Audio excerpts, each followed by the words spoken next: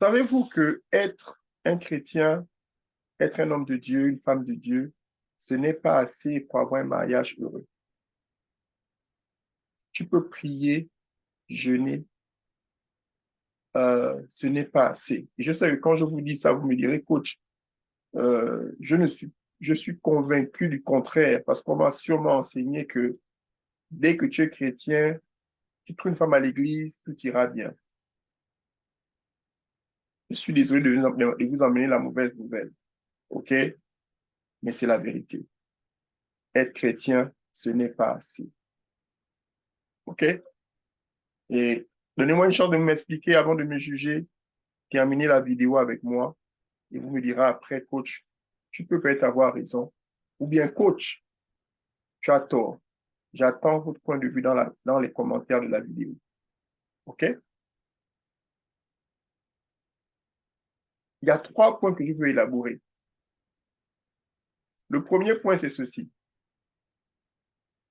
Quand tu es célibataire et tu es chrétien et tu te dis, bon, je vais trouver quelqu'un,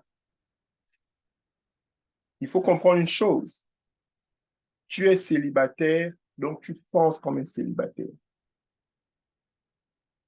Tu agis comme un célibataire et tout ce que tu fais respire le célibat. OK? C'est-à-dire que si tu te décides qu'aujourd'hui, je veux aller au cinéma, tu prends tes pieds, tes pieds qui étaient claques, tu mets ta veste, ta chemise, tu t'habilles même comme tu veux t'habiller et tu sors. Tu pars au cinéma. Mais quand tu es en relation amoureuse, ou tu es fiancé ou tu es marié, tu ne peux plus sortir comme ça. Tu ne peux plus te décider que, bon, voilà, bon, là, je dois aller au cinéma et puis ça ne se passe pas comme ça.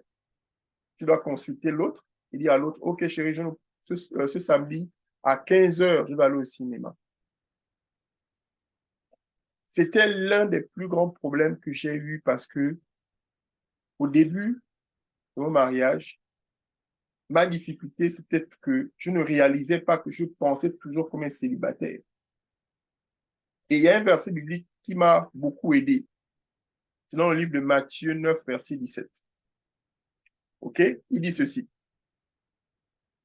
Verset 16.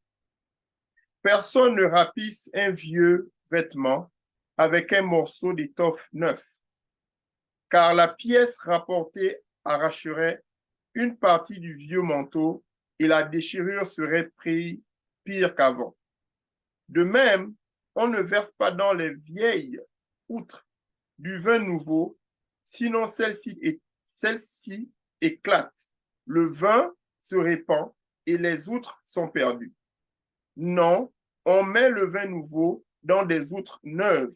Ainsi, le vin et les outres se conservent. Qu'est-ce que ça veut dire? Ça veut dire que il faudrait que tu comprennes que tu dois changer ta mentalité.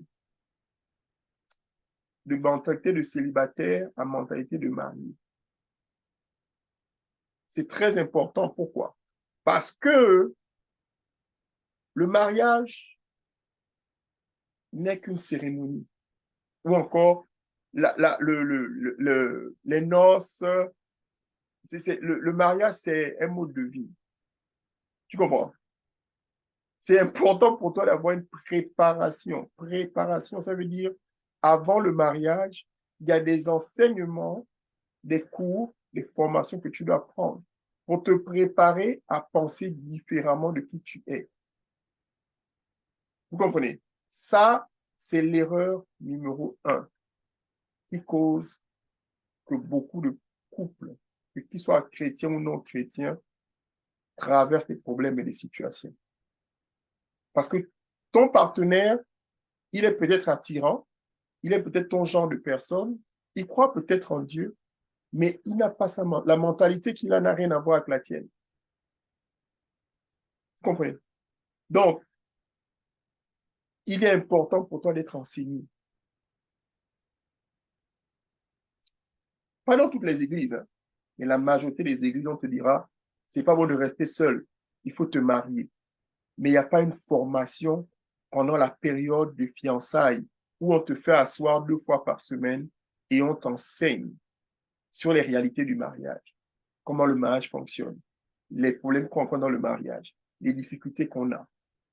Et une personne qui est célibataire aujourd'hui, qui veut se marier, qui ne prend pas de formation, je te garantis que la prière, le jeûne seulement, hein, ce n'est pas assez. Maintenant, est-ce que les miracles existent?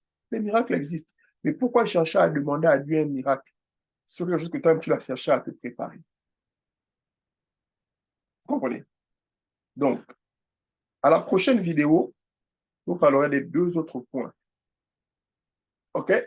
Mais réfléchissez sur ça et donnez-moi votre point de vue. Maintenant, avant de partir, j'ai la conférence dans 10 jours, le 6 et le 7. Inscris-toi à la conférence. Ce que tu reçois comme enseignement là, hein, on va rentrer en détail. Je te donnerai la mentalité du mari, comment un homme pense quand il doit être marié. Donc, si toi, tu es un homme qui regarde cette vidéo aujourd'hui et tu es célibataire ou tu es dans une relation, tu traverses des problèmes. Le problème, c'est qu'il y a des choses que tu dois apprendre parce que tu as sauté les étapes, tu dois repartir et prendre des informations pour t'aider à travers les enseignements de la parole de Dieu. Qu'est-ce que Dieu dit sur toi en tant que mari, comment te comporter? Toi, femme, comment te comporter? Quelles sont les choses que tu dois faire, les choses que tu dois dire? OK? Il y a des choses que tu dois comprendre. Donc, on se voit à la conférence, prends ton ticket. J'arrête de prendre les inscriptions. Les inscriptions s'arrêtent euh, le vendredi 5. Parce que je ne veux pas être là au téléphone, je ne veux pas être là m'embrouiller. Prends ton ticket maintenant et on se voit à la prochaine vidéo.